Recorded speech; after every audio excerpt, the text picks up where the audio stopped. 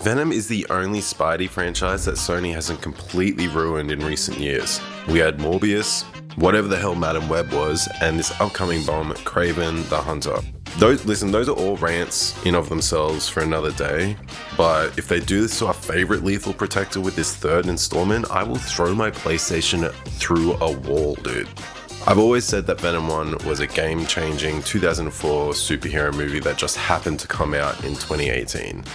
That was part of the charm of it. I honestly didn't really see myself even liking a Venom movie without Spider-Man in it. Then, Let There Be Carnage wasn't amazing, it wasn't great, but it's not a bad movie to chuck on a Sunday afternoon. It's entertaining.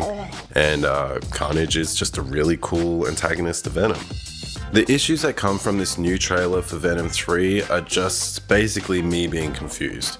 My confusion starts with one scene in particular. At the end of Spidey No Way Home, we have Venom in a bar after being pulled into the MCU.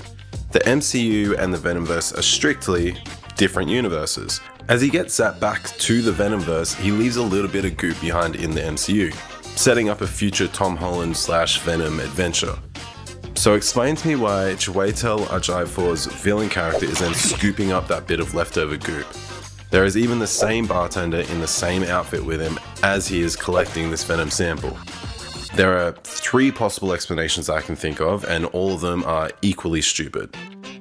Number 1, Sony forgot that the after credit scene was in the MCU and they've just done another version of the Vulture randomly showing up in the Morbius universe. At this point, someone needs to sit down with a Sony executive and maybe just explain what a multiverse is, or just how to follow the plot from the last movie in the series. Explanation number 2. Sony forgot that trailers are meant to tease a movie that's coming up and not just give us the whole plot outline. And what they potentially might have done is just shown us that at the end of the movie, Chiwetel's character somehow ends up in the MCU, which is a dumb thing to do. Explanation number 3. This bar is the Venomverse's multiversal variant of the same bar in the MCU, which has the same bartender and the same decor, and Venom also seems to leave a little bit of himself behind in the second bar as well, which is dumb. This is all dumb. It's just confusing for absolutely no reason. And if the human villains of this movie aren't confusing enough, the alien villains don't make much sense either. Venom sets up the premise of these aliens as Eddie, my home has found us. In the comics, symbiotes are from the planet Clintar. This planet itself is made up of symbiotes and is populated by symbiotes. The planet itself is also a prison for the god and creator of symbiotes, Null. None of these aliens in the trailer look anything like a symbiote, or Null for that matter. Sometimes the symbiotes make a big dragon, but it still looks like a symbiote. Even within the Venom movies themselves, it's established that the residents of Venom's homeworld are all symbiotes. This thing in the trailer just isn't that. What it most likely could be is an alien race of shapeshifters called the Xenophage, which is basically just a symbiote's natural predator.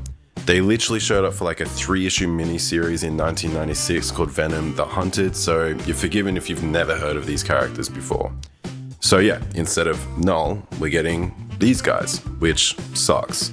Also, it doesn't really make sense. The whole thing with symbiotes is they enhance creatures to become the peak predators of their environment, and that's for both the mutual survival of the creature and of the symbiote. How are these things even bigger predators and they're also from Venom's homeworld? In the comics, they're just from space, but these are established as being from Clintar. I mean, they could have had the exact same story of being hunted by Clintarians if it was Null instead, and he just came down looking to reclaim Venom into some sort of symbiote hive mind, like he does in the comics. My last beef with this trailer might just be a personal trust issue that I have with Sony.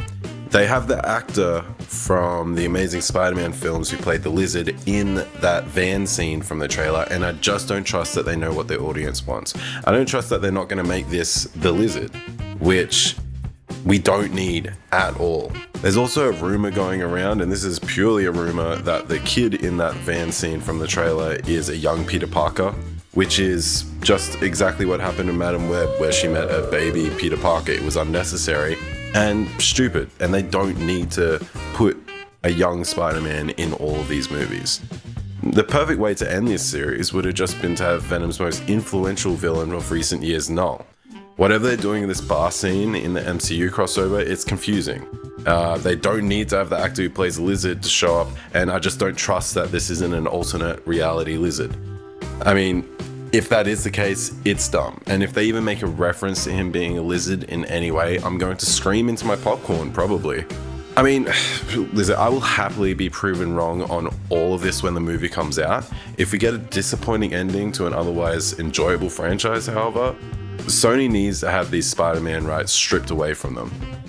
In the end, I mean, we're all still going to see this movie because of Tom Hardy and because it's got a Venomized horse in it, so who doesn't want to see that?